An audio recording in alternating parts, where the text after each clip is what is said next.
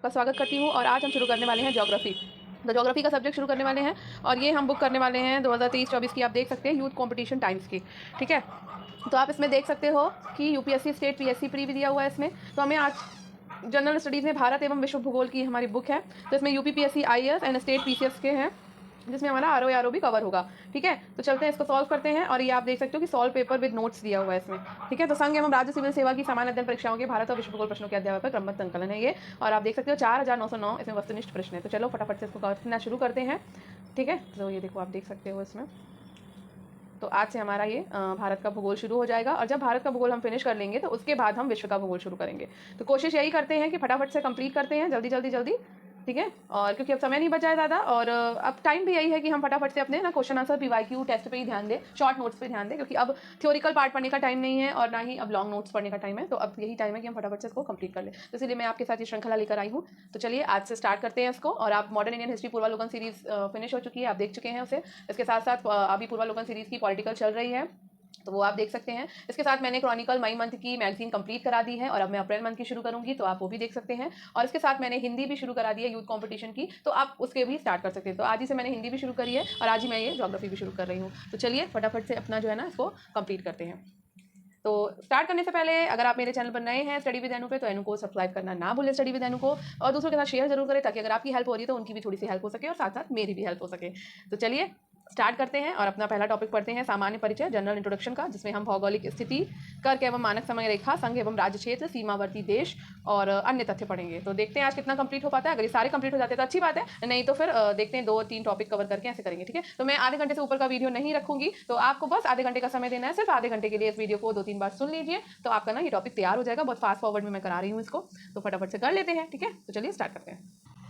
तो आप देख सकते हो हमारा पहला टॉपिक है सामान्य परिचय, यानी कि जनरल इंट्रोडक्शन। तो यहाँ पे भौगोलिक स्थिति दी हुई है भारत की। तो चलिए इसको थोड़ा सा अच्छे से देख लेते हैं। मैं थोड़ा सा इसको बड़ा कर रही हूँ, तो थोड़ा सा पार्ट्स देखते चलते हैं।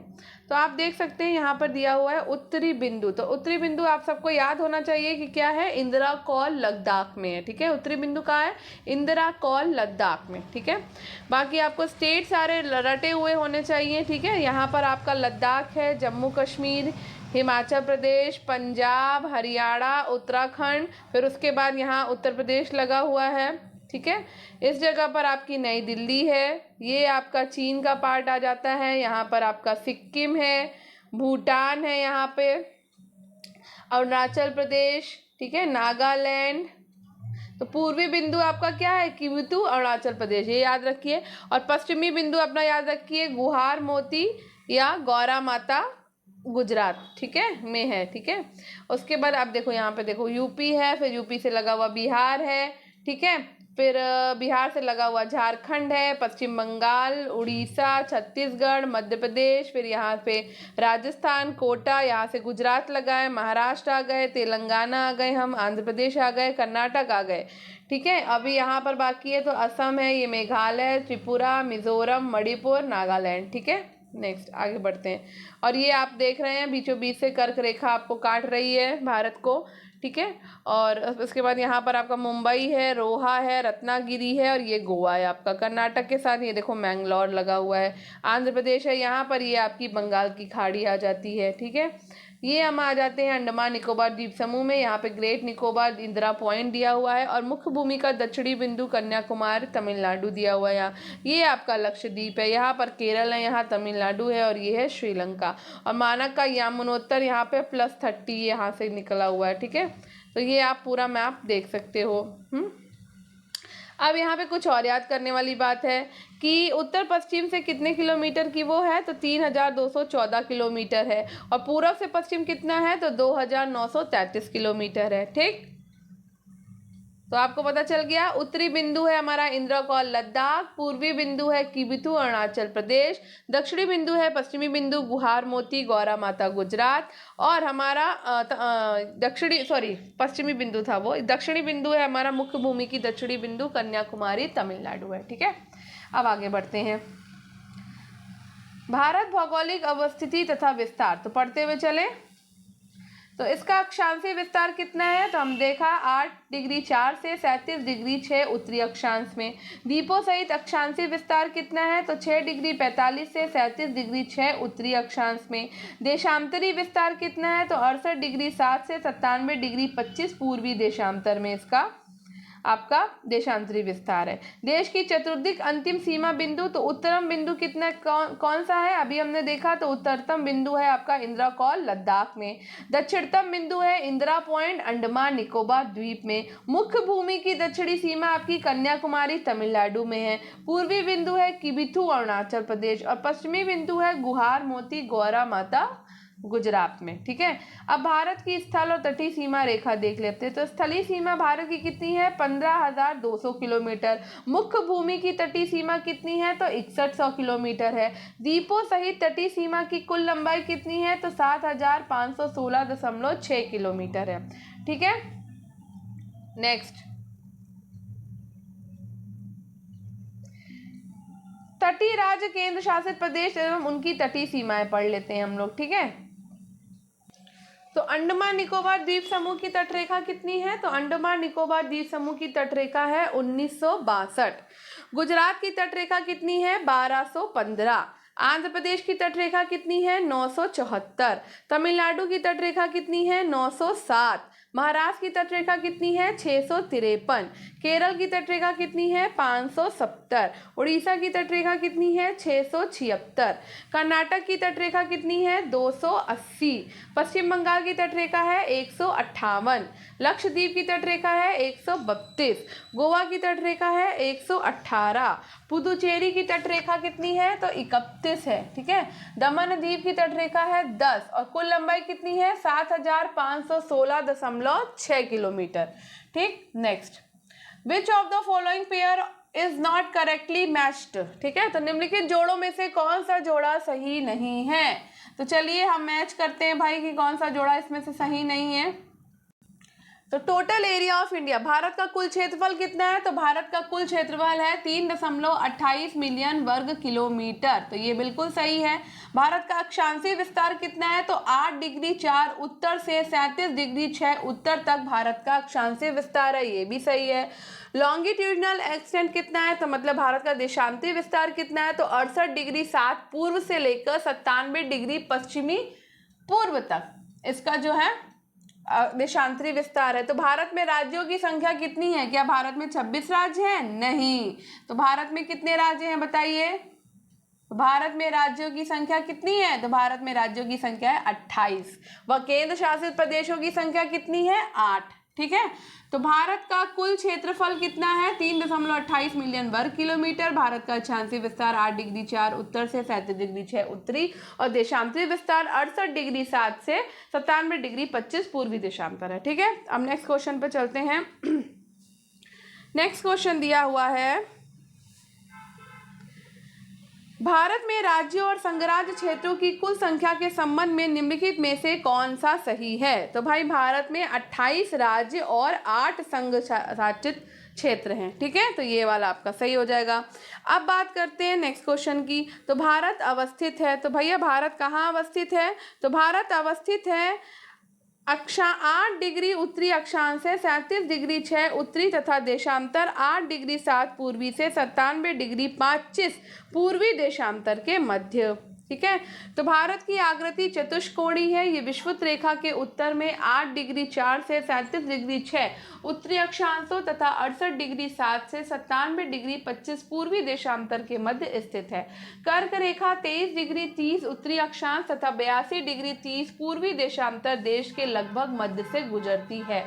तो देश का उत्तरी दक्षिणी विस्तार कितना है, तो 3,214 किलोमीटर है और पूर्वी पश्चिमी विस्तार कितना है, तो 2,933 किलोमीटर है। इसकी स्थलीय सीमा 15,200 किलोमीटर है और इसका क्षेत्रफल 32,87,263 वर्ग किलोमीटर है। क्षेत्रफल की दृष्टि से भारत विश्व में 7वें स्थान पर है और जनसंख्या में चीन के बाद विश्व में दूसरे स्थान पर है। ठीक है। नेक्स्ट क्वेश्चन, तो भारत के राज्यों का निम्नलिखित में से कौन सा एक युग्म सबसे पूर्वी और सबसे पश्चिमी राज्य को इंगित करता है? तो भाई सबसे पूर्वी राज्य हम देख चुके हैं, क्या है? अरुणाचल प्रदेश है। और सबसे पश्चिमी राज्य आपका कौन सा है? गुजरात है। ठीक है, गुजरात का गौरव माथा और अरुणाचल प्रदेश का किबिथु। ठीक है ना। नेक्स्ट, निम्न कथनों पर विचार करें। चलो विचार करते हैं भाई। तो जबलपुर की देशांतर रेखा इंदौर और भोपाल की देशांतर रेखाओं के बीच है। तो भाई बिल्कुल ऐसा नहीं है। सेकंड पे आ जाते हैं, औरंगाबाद का अक्षांश बड़ोदरा और पुणे के अक्षांशों के बीच है। बिल्कुल। बंगलौर की अवस्थिति चेन्नई की तुलना में अधिक दक्षिणावर्ती है। ये भी सही है। तो यहाँ पर आपका सेकेंड और थर्ड सही हो जाएगा। ठीक है, आगे बढ़ते हैं। तो चलिए यहाँ पे थोड़ा सा पढ़ लेते हैं, इसका डिस्क्रिप्शन देखते हुए चल। तो जबलपुर की देशांतर रेखा 79.95 ईस्ट, इंदौर 76 डिग्री ईस्ट और भोपाल 77.42 डिग्री ईस्ट के बीच नहीं है। ठीक है, तो पहला कथन आपका गलत हो गया। औरंगाबाद का अक्षांश 19 degree 47 degree north, Vadodara 22.30 degree N व पुणे 18 डिग्री 31 डिग्री नॉर्थ के अक्षांशों के बीच स्थित है। बैंगलोर का अक्षांश 12.97 डिग्री नॉर्थ तथा चेन्नई की अक्षांशीय स्थिति 13.4 डिग्री नॉर्थ है। अतः बैंगलोर चेन्नई की अपेक्षा अधिक दक्षिणावर्ती नगर पे है। ठीक है, चलिए नेक्स्ट आगे बढ़ते हैं। निम्नलिखित द्वीपों के युग्मों में से कौन सा एक 10 अंश जलमार्ग द्वारा आपस में पृथक किया जाता है? तो हमें पता है 10 डिग्री चैनल की बात हो रही है। तो ये कौन है आपका? अंडमान और निकोबार। ठीक है, नेक्स्ट। तो 10 डिग्री चैनल छोटा अंडमान और कार निकोबार के मध्य स्थित है। अंडमान निकोबार द्वीप समूह बंगाल की खाड़ी में स्थित भारत का सबसे महत्वपूर्ण द्वीप है। इनमें नारकोंडम द्वीप में सुषुप्त ज्वालामुखी और बैरन द्वीप में सक्रिय ज्वालामुखी है। अंडमान द्वीप की सर्वोच्च चोटी सैंडल पीक 732 मीटर है और निकोबार द्वीप की सर्वोच्च चोटी माउंट थुलियर 642 मीटर है। प्रमुख चैनल जलडमरू मध्य इस प्रकार है। तो विभाजित स्थल खंड, मालदीव व मिनिकॉय के मध्य 8 डिग्री चैनल, लक्षद्वीप, कावारत्ती और मिनिकॉय के मध्य 9 डिग्री चैनल है। छोटा अंडमान और कार निकोबार के बीच में 10 डिग्री चैनल है। दक्षिणी अंडमान और लघु अंडमान के मध्य आपका डंकन पास है। ठीक है, तो ये भी याद रखना है हमें। आगे बढ़ते हैं। कोको द्वीप म्यांमार और उत्तरी अंडमान के मध्य कोको स्ट्रेट है। सुमात्रा, इंडोनेशिया और निकोबार के मध्य ग्रैंड चैनल है। तमिलनाडु और श्रीलंका के मध्य पाक स्ट्रेट है। दक्षिण पूर्व तमिलनाडु और श्रीलंका के मध्य आपकी मन्नार की खाड़ी है। तो नेक्स्ट क्वेश्चन पर चलते हैं। नेक्स्ट क्वेश्चन दिया है 10 डिग्री चैनल किनके बीच पाया जाता है? तो अभी हमने पढ़ा 10 डिग्री चैनल किसके बीच पाया जाता है? तो कार निकोबार और ग्रेट निकोबार के बीच में, सॉरी लिटिल अंडमान और कार निकोबार के बीच में। देखो फिर मैंने गलत बोल दिया ना। तो लिटिल अंडमान और कार निकोबार के बीच में जाता है। एक मुझे प्यास लगी है, मैं पानी पी लेती हूँ।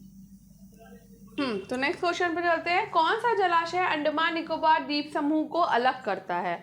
तो भाई 10 डिग्री चैनल जो है वो अंडमान निकोबार द्वीप समूह को अलग करता है। The 9 degree channel is located. तो 9 डिग्री चैनल कहाँ अवस्थित है बताओ? तो अभी हमने पढ़ा कि 9 डिग्री चैनल अवस्थित है कवरत्ती और मिनिकॉय के बीच में 9 डिग्री चैनल अवस्थित है आपका। निम्नलिखित विशेषताओं के आधार पर राज्य की पहचान कीजिए। तो कर्क रेखा इस राज्य से होकर गुजरती है। इस राज्य का उत्तर दक्षिण में विस्तार अधिक है। इस राज्य की बांग्लादेश और म्यांमार के साथ अंतर्राष्ट्रीय सीमा है। तो बताइए कौन सा है भाई? तो पहले तो ये जान लेते हैं कि कर्क रेखा कितने राज्यों से होकर गुजरती है। तो हमें पता होना चाहिए कि कर्क रेखा 8 राज्यों से होकर गुजरती है। ठीक, तो अब वो 8 राज्य जो हैं वो हमें लर्न होने चाहिए। ठीक है, तो चलो बताती हूँ मैं कि वो कौन कौन से 8 राज्य हैं जिनके बीच से होकर कर्क रेखा गुजरती है। तो देखिए कर्क रेखा कहाँ कहाँ से गुजरती है। तो कर्क रेखा स्टार्ट करते हैं हम। सबसे पहले मैं बहुत शॉर्ट फॉर्म में, सिर्फ मेरी आवाज़ पे ध्यान दीजिएगा, ठीक है। तो कर्क रेखा कर्क रेखा गुजरती है गुजरात, राजस्थान, मध्य प्रदेश, छत्तीसगढ़, झारखंड, पश्चिम बंगाल, ठीक है,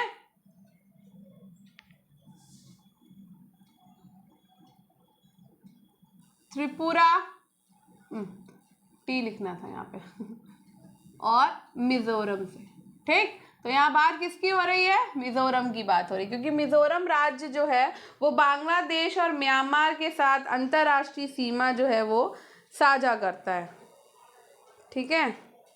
तो इस राज्य से कर्क रेखा गुजरती है और इस राज्य का विस्तार उत्तर से दक्षिण में अधिक है। मिजोरम राज्य की सीमा बांग्लादेश, म्यांमार, त्रिपुरा, असम और मणिपुर से लगी है। 20 फरवरी 1987 को मिजोरम भारत का 23वां राज्य बना, जिसकी राजधानी आइजॉल है।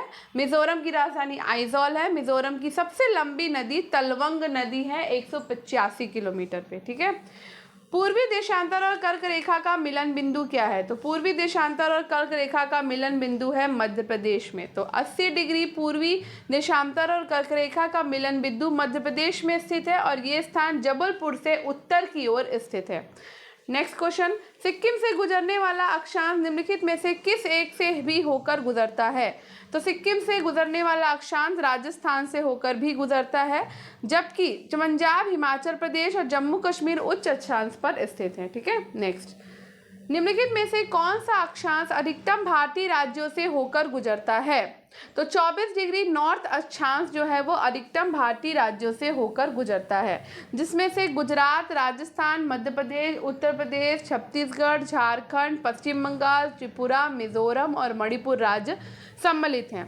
तो नीचे स्थानों के जो युग्म दिए उनमें ऐसा युग्म कौन सा है जिसके दोनों नगर लगभग एक ही अक्षांश पर अवस्थित हैं, फिर भी उनकी वार्षिक वर्षा की कुल मात्रा का अंतर सर्वाधिक सुस्पष्ट है?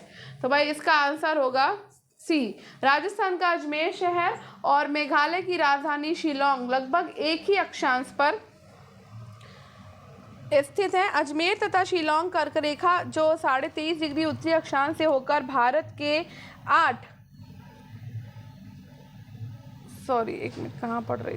8 राज्यों से होते हुए गुजरती है से ऊपर लगभग 26 डिग्री अक्षांश में स्थित है। एक ही अक्षांश पर अवस्थित होते हुए भी अजमेर तथा शिलोंग की वार्षिक वर्षा की मात्रा में सर्वाधिक स्पष्ट अंतर है।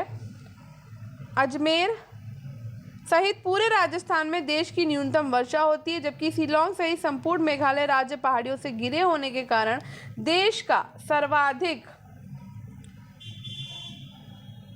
औसत वर्षा वाला राज्य है। भारत में सर्वाधिक वर्षा वाले 2 स्थान हैं, क्रमशः मासिनराम, चेरापूंजी मेघालय में ही स्थित है, ठीक है। नेक्स्ट,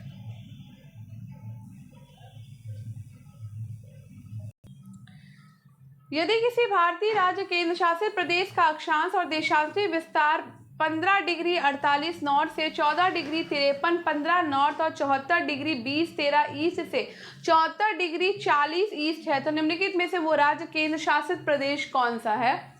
तो गोवा राज्य का अक्षांश और देशांतरी विस्तार 15 48 नॉर्थ से 14 53 15 नॉर्थ और 74 20 13 ईस्ट से 74 40 33 ईस्ट है, ठीक है। तो चंडीगढ़ 30 डिग्री 42 नॉर्थ से 76 degree 54 east, Puducherry 11 degree 54 north से 69 degree 38 east, Delhi 28 degree 38 north से 77 डिग्री 12 ईस्ट है, ठीक है। तो गुजरात के सबसे पश्चिमी गांव अरुणाचल प्रदेश के सबसे पूर्वी छोर पर स्थित वालांग के समय में कितने घंटे का अंतराल होगा? तो ये होगा 2 घंटे का, ठीक है। तो गुजरात के सबसे पश्चिमी छोर लगभग 68 डिग्री 7 पूर्वी और अरुणाचल प्रदेश के पूर्वी छोर 97 डिग्री 25 में लगभग 30 डिग्री देशांतर का अंतर है। प्रत्येक देशांतर के लिए 4 मिनट का समयांतराल है, अर्थात 30 देशांतर के लिए 30 गुणे 4/60 घंटा 2 घंटे का अंतर होगा, ठीक है। नेक्स्ट, यदि भारत में पश्चिमी भारत के लिए 75 डिग्री ईस्ट याम्योत्तर और पूर्वी भारत के लिए 90 डिग्री ईस्ट याम्योत्तर के आधार पर दो समय जोन अपनाए जाए तो पूर्वी भारत का निम्नलिखित में से कौन सा एक राज्य सर्वाधिक लाभान्वित होगा? तो ये होगा आपका मणिपुर। यदि भारत में पश्चिमी भारत के लिए 75 डिग्री ईस्ट याम्योत्तर और पूर्वी भारत के लिए 90 डिग्री ईस्ट याम्योत्तर के आधार पर दो समय जोन अपनाए जाए, पूर्वी भारत में मणिपुर सर्वाधिक लाभान्वित होगा। निम्नलिखित में से कौन सा शहर दिल्ली के सबसे समीप के देशांतर पर स्थित है? तो ये है आपका बेंगलुरु। ठीक है, दिल्ली भारत की राजधानी है। इसका देशांतीय विस्तार 76 डिग्री 50 पूर्व से 77 डिग्री 20 पूर्व के मध्य है। ठीक है, दिल्ली के सबसे समीप वो शहर होगा जिसका देशांतरी अंतर दिल्ली से सबसे कम होगा। ठीक है, तो हैदराबाद का विस्तार 78 डिग्री 23 पूर्व से 78 डिग्री 68 पूर्व तक है। नागपुर का आपका 78 से 15, 79 से 40, बेंगलोर का 77 से 19, 77 से 50 और पुणे का 73 से 19 पूर्व से 75 और 10 पूर्व तक है। तो बेंगलोर दिल्ली के सबसे समीप के देशांतर पर स्थित है। ठीक है, नई सहस्त्राबादी के सूर्योदय की प्रथम किरण भारत के किस एक याम्योत्तर में दिखाई है? तो ये है 92 डिग्री 30 ईस्ट में। ठीक है, नेक्स्ट क्वेश्चन नंबर 20 आ गया। निम्न में से किस राज्य में से कर्क रेखा नहीं गुजरती है? तो कर्क रेखा आपकी अरुणाचल प्रदेश से नहीं गुजरती है। मैंने अभी आपको बताया था गुजरात, राजस्थान, मध्य प्रदेश, छत्तीसगढ़, झारखंड, पश्चिम बंगाल, त्रिपुरा और मिजोरम से कर्क रेखा यानी कि 23.5 डिग्री 30 नॉर्थ जो है भारत के मध्य से होकर गुजरती है। और अरुणाचल प्रदेश, मणिपुर, नागालैंड कर्क रेखा के उत्तर अवस्थित है, यहाँ से कर्क रेखा नहीं गुजरती है। ठीक है, भारत के निम्नलिखित राज्यों में से उन्हें पहचानिए जहाँ से कर्क रेखा गुजरती है। तो भाई फिर से पढ़ लेते हैं। कर्क रेखा गुजरती है हमारी गुजरात से, राजस्थान, मध्य प्रदेश, ठीक है, छत्तीसगढ़, झारखंड, पश्चिम बंगाल, त्रिपुरा और मिजोरम से। ठीक है, तो अब भाई देख लेते हैं। गुजरात से गुजरती है, पश्चिम बंगाल से गुजरती है, झारखंड से गुजरती है, मध्य प्रदेश से गुजरती है, छत्तीसगढ़ से गुजरती है, बिहार से नहीं गुजरती और ना ही उत्तर प्रदेश से गुजरती है। ठीक है, नेक्स्ट कितने भारतीय प्रदेशों से होकर कर्क रेखा गुजरती है? तो भाई 8 भारतीय प्रदेशों से होकर कर्क रेखा गुजरती है। ठीक है, तो ये नाम रट लीजिए बिल्कुल। तो यहाँ पर हमारा पहला टॉपिक फिनिश हो गया है ए। ठीक है, अब हमारा यहाँ पे बी टॉपिक है कर्क रेखा एवं मानक समय रेखा। तो चलिए इसको भी कवर कर लेते हैं जल्दी जल्दी से। तो चलिए भाई ये टॉपिक शुरू करते हैं। तो हमको पता है मानक याम्योत्तर आपका, सबसे पहले कर्क रेखा देख लेते हैं। तो कर्क रेखा आपकी देखो ये बीचों बीच से गुजरी हुई है 23.5 डिग्री 50। तो आपको पता है गुजरात से गुजरती है एक सेकेंड ऐसे बना लेते हैं। गुजरात से गुजरती है एक, फिर आपकी गुजरती है राजस्थान से 2, 1 2, ठीक है, मध्य प्रदेश हो गया 3, छत्तीसगढ़ हो गया 4, झारखंड हो गया 5, पश्चिम बंगाल हो गया 6, त्रिपुरा हो गया आपका 7 और मणिपुर हो गया आपका 8। बस ठीक है, इतने से गुजरती है आपकी कर्क रेखा भारत के 8 राज्यों से। आगे बढ़े तो भाई कर्क रेखा पर अभी हम ऑलरेडी पढ़ चुके हैं लेकिन फिर से एक बार पढ़ लेते हैं। ठीक है, कर्क रेखा पर अवस्थित राज्य है आपका गुजरात, राजस्थान, मध्य प्रदेश, छत्तीसगढ़, झारखंड, पश्चिम बंगाल, त्रिपुरा, मिजोरम। ठीक है, भारतीय मानक देशांतर रेखा पर अवस्थित राज्य कौन से हैं?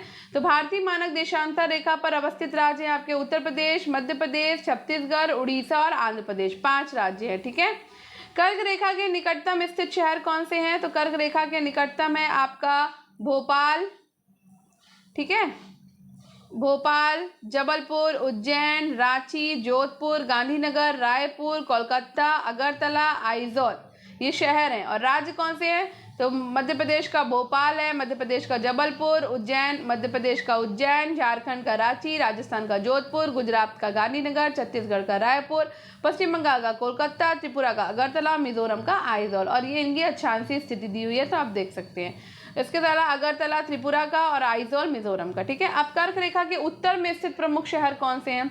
तो भाई कर्क रेखा के उत्तर में है राजस्थान का उदयपुर, राजस्थान का जोधपुर, मध्य प्रदेश का कटनी, झारखंड का बोकारो और धनबाद, पश्चिम बंगाल का दुर्गापुर, त्रिपुरा का अगरतला और मिजोरम का आइजोल। अब बात करते हैं कर्क रेखा के दक्षिण में स्थित प्रमुख शहरों की। तो दक्षिण में स्थित प्रमुख शहर है गुजरात का गांधीनगर, मध्य प्रदेश का भोपाल, जबलपुर, छत्तीसगढ़ का कोरबा, झारखंड का रांची, पश्चिम बंगाल का कोलकाता, मिजोरम का लुंगलेई। ठीक है। भारतीय मानक देशांतर समय के निकट स्थित प्रमुख शहर कौन से हैं? तो भाई यूपी का प्रयागराज इलाहाबाद है, मध्य प्रदेश का रीवा है, छत्तीसगढ़ का रायपुर है, उड़ीसा का कोरापुट है और आंध्र प्रदेश का विशाखापत्तनम है, जो कि भारतीय मानक देशांतर समय के निकट स्थित प्रमुख शहर है। ठीक है। अब आते हैं क्वेश्चन आंसर्स में कर लेते हैं। ठीक है। तो कौन सा भारतीय राज्य कर्क रेखा के उत्तर में स्थित है? तो भाई मणिपुर राज्य जो है वो कर्क रेखा के उत्तर में स्थित है। नेक्स्ट, कौन सा महत्वपूर्ण अक्षांश भारत को दो लगभग बराबर भागों में विभाजित करता है? तो 23 डिग्री 30 उत्तरी अक्षांश जो है वो आपको दो बराबर भागों में विभाजित करता है। कर्क वृत्त रेखा पर किस राज्य से होकर नहीं गुजरती? तो अगर आपको सारे राज्य याद होंगे तो आपको ये याद होगा कि मणिपुर से नहीं गुजरती है। ठीक है। कर्क रेखा निम्नलिखित में से किन राज्यों से होकर गुजरती है? तो भाई आपकी त्रिपुरा से गुजरती है, मिजोरम से गुजरती है, पश्चिम बंगाल से गुजरती है, लेकिन मणिपुर से नहीं गुजरती है। ठीक है। तो 1, 2 और 4 ऑप्शन आपका सही होगा। कर्क रेखा गुजरती है तो कर्क रेखा मध्य प्रदेश से गुजरती है, त्रिपुरा से गुजरती है, मिजोरम से गुजरती है, गुजरात से गुजरती है, राजस्थान से गुजरती है, मध्य प्रदेश से गुजरती है। ठीक है। पश्चिम बंगाल से गुजरती है और एक और बचा आपका छत्तीसगढ़ से गुजरती है और झारखंड से गुजरती है। ठीक है ना।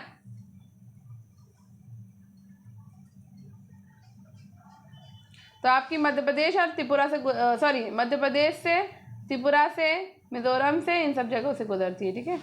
नेक्स्ट, कर्क रेखा किस राज्य से होकर नहीं गुजरती? तो सारे राज्य याद होंगे तभी हम इस आंसर को कर पाएंगे। तो भाई मणिपुर से नहीं गुजरती है, गुजरात से गुजरती है, पश्चिम बंगाल से, झारखंड से। ठीक है। कर्क रेखा से सबसे निकट स्थित है तो कर्क रेखा के सबसे निकट स्थित है आपका जबलपुर। ठीक है। नेक्स्ट, कर्क रेखा कहाँ से नहीं गुजरती? तो कर्क रेखा आपकी उड़ीसा से नहीं गुजरती है, छत्तीसगढ़ से गुजरती है, त्रिपुरा से गुजरती है, राजस्थान से गुजरती है। ठीक है। कर्क रेखा के निकटतम है तो कर्क रेखा के निकटतम है आपका कोलकाता शहर। ठीक है। नेक्स्ट, कर्क रेखा से निकटतम दूरी पर स्थित है तो कर्क रेखा से निकटतम दूरी पर स्थित है गांधीनगर। ठीक है। नेक्स्ट,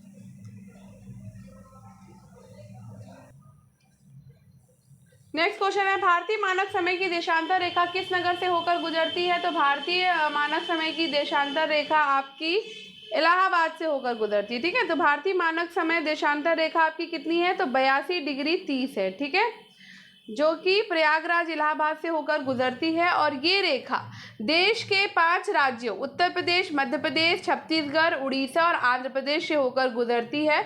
कुछ अन्य महत्वपूर्ण मानक समय रेखा के निकट प्रमुख शहरों की स्थिति इस प्रकार है। तो लखनऊ है, रीवा है, सागर है, उज्जैन है, होशंगाबाद है, भोपाल है, हैदराबाद है और बैंगलोर है। ठीक है। निम्नलिखित देशांतरों में कौन सा भारत की प्रमाणिक मध्याह्न रेखा कहलाता है? तो ये कहलाता है 82 डिग्री 30 पूर्वी। ठीक है। IST याम्योत्तर 82 डिग्री ईस्ट भारत के कई राज्यों से होकर गुजरती है और इस संबंध में राज्यों के निम्नलिखित समुच्चयों में से कौन सा एक सही है? तो ये आपका उत्तर प्रदेश, उड़ीसा, आंध्र प्रदेश और छत्तीसगढ़ वाला आपका सही है आंसर। ठीक है। नेक्स्ट, पटना का स्थानीय समय बताइए। तो पटना का स्थानीय समय वही है जो भारतीय मानक समय है। ठीक है, यानी 82 डिग्री 30 पूर्वी देशांतर। ठीक है, जो कि इलाहाबाद के निकट नैनी में है। यदि भारतीय मानक समय याम्योत्तर पर मध्याह्न है तो 120 डिग्री पूर्वी देशांतर पर स्थानीय समय क्या होगा? तो ये होगा 14.30। ठीक है।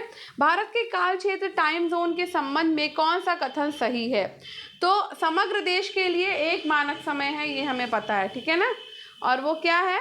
तो वो आपका भारतीय एक मानक समय है। ठीक है, ये पता है 82.30 डिग्री 30 पर। ठीक है।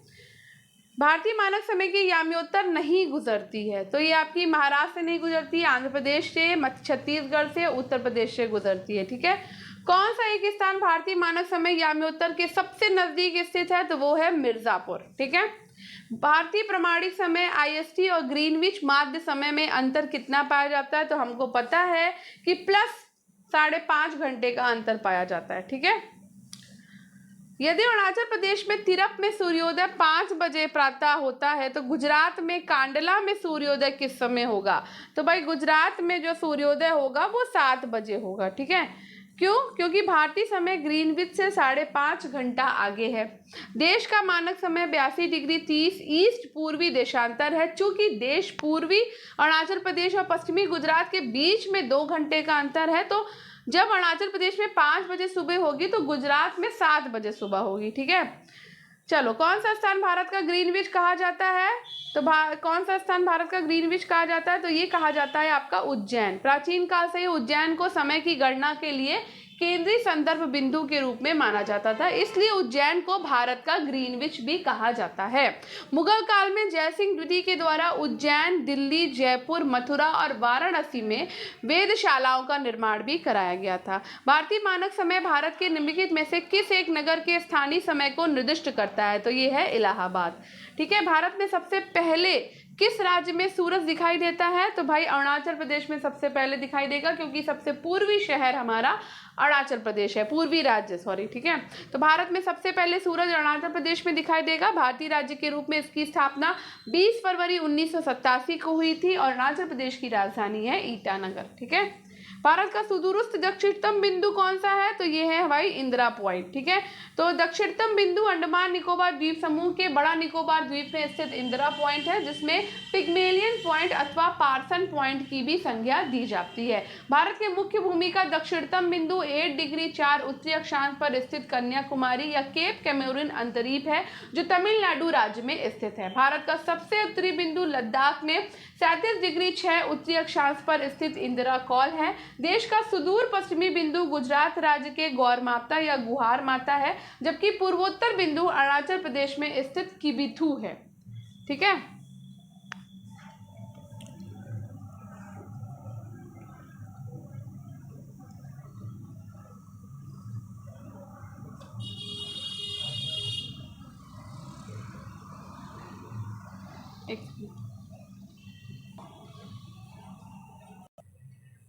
नेक्स्ट है, भारत का सुदूर दक्षिण में इंदिरा पॉइंट निम्नलिखित में से कहाँ स्थित है? तो सुदूर दक्षिण में स्थित इंदिरा पॉइंट है बड़ा निकोबार में। ठीक है, नेक्स्ट क्वेश्चन है, भारत के निम्नलिखित में से कौन से शहरों में वर्ष में सिर्फ एक बार मध्याह्न का सूर्य ठीक सिर के ऊपर होता है? तो ये है नागपुर एवं कोलकाता में। ठीक है, नागपुर और कोलकाता में वर्ष में सिर्फ एक बार मध्याह्न का सूर्य ठीक सिर के ऊपर होता है, क्योंकि नागपुर और कोलकाता कर्क रेखा के पास स्थित बड़े शहर हैं। सूर्य कर्क रेखा से वापस विषुवत रेखा की तरफ वापस घूम जाता है, अतः ये एक बार ही कर्क रेखा के पास सिर के ऊपर होता है।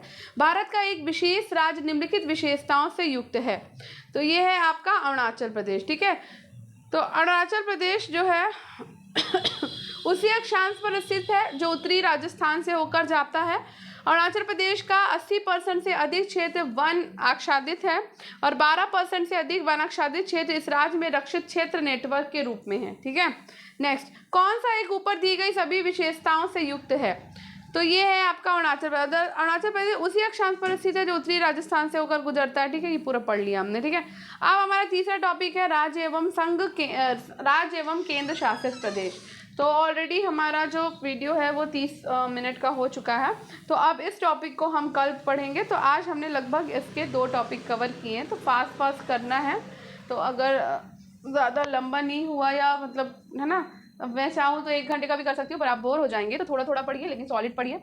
तो बस इसको 4-5 बार देख लीजिएगा तो आपको ना ये तैयार हो जाएगा टॉपिक। तो आपको ज़्यादा मेहनत करने की जरूरत नहीं है, बस 4-5 बार देख लीजिए। नहीं देखना है तो सुन लीजिए, चला के छोड़ दीजिए, कानों में आवाज़ पड़ती है तो वो जल्दी लर्न हो जाता है। तो बस इतना ही करना है आपको, फटाफट आपके टॉपिक के दोनों तैयार हो जाएंगे। इंपॉर्टेंट टॉपिक थे, इससे क्वेश्चन बहुत आते हैं, आपने देखा कितने सारे क्वेश्चन हमने सॉल्व किए हैं सिर्फ सामान्य परिचय कर रेखा और मानक समय से ही। तो कल राजकीय शासित प्रदेश करेंगे और कोशिश करेंगे कि कोई दूसरा टॉपिक इसके साथ मतलब 2 या 3 टॉपिक हो जाए। तो फास्ट फॉर्मेट करेंगे, आज थोड़ा सा मैं टाइम लेके कर रही थी, थोड़ा और तेजी से करूँगी। लास्ट में मैंने थोड़ा सा फास्ट करने की कोशिश करी है, तो इसलिए फास्ट करना चाहती हूँ ताकि ज़्यादा से ज़्यादा कवर हो जाए और फिर हम इसका रिपीट भी कर सकें, मतलब रिवीजन भी कर सकें, एक बार नहीं पढ़े हम। तो मैं इसलिए फास्ट करवाने की कोशिश कर रही हूँ सारे सब्जेक्ट्स को, ताकि वो जल्दी जल्दी हम कवर करें और उसके बाद रिवाइज भी एक बार हो जाए एग्जाम होते होते। ठीक है, तो स्टडी विद अनु के साथ बने रहिए, कनेक्टेड रहिए, सब्सक्राइब करिए, दूसरों के साथ शेयर करिए। अगर आपके लिए हेल्पफुल है ये वीडियो तो दूसरों को भी शेयर कर दीजिए, उनकी भी हेल्प हो जाएगी और मेरी भी हेल्प हो जाएगी। तो धन्यवाद, आपका दिन शुभ हो, पढ़ते रहिए, सफलता जरूर मिलेगी।